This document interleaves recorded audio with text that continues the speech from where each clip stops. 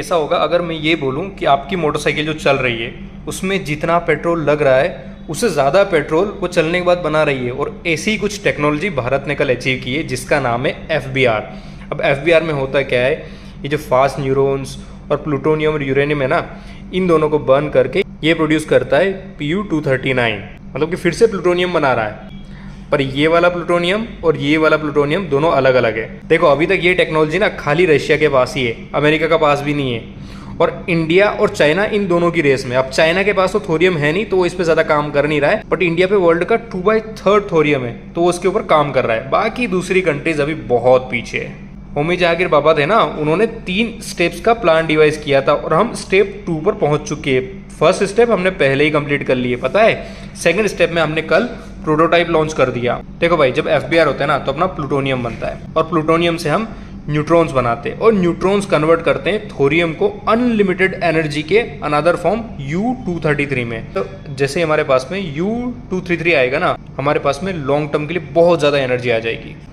India के पास 6 lakh ton का thorium है और करंटली इंडिया की जो एनर्जी रिक्वायरमेंट है ना वो 2000 TWH है। अब इतने थोरियम से 52 lakhs TWH की इलेक्ट्रिसिटी बनाई जाती है, जो कि इंडिया को 2005 ईयर्स तक एनर्जी देने के लिए सफिशिएंट है। और मैं मान के चल रहा हूँ कि इंडिया की डिमांड 4 से 5 गुना बढ़ जाएगी, फिर भी हमको इतनी एनर्जी मिल जाएगी।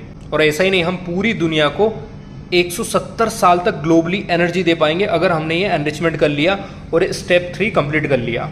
हालांकि इमीडिएटली कंप्लीट नहीं होगा, इसको कंप्लीट करने में हमको 10 से 15 साल और लग जाएंगे, क्योंकि अभी भी ग्लोबली किसी भी कंट्री के पास ऐसी टेक्नोलॉजी नहीं है कि ये पूरे 3 स्टेप्स उन्होंने कंप्लीट कर लिए हो और कमर्शियली एनर्जी इससे प्रोड्यूस कर रहे हो। देखो ये हो गया ना, तो जो अपने को स्ट्रेट ऑफ हार्मुज से इन्फ्लेशन आया था ना वो बिल्कुल कम हो जाएगा। बट इंडिया में महंगाई क्यों बढ़ती है पता है? क्योंकि हमारा जो टोटल इंपोर्ट है ना उसमें 35 से 40% हम खाली एनर्जी इंपोर्ट करते हैं। इसमें कोल एनर्जी, ऑयल एनर्जी, सारी चीज़ें, गैस वेस सब आ गई।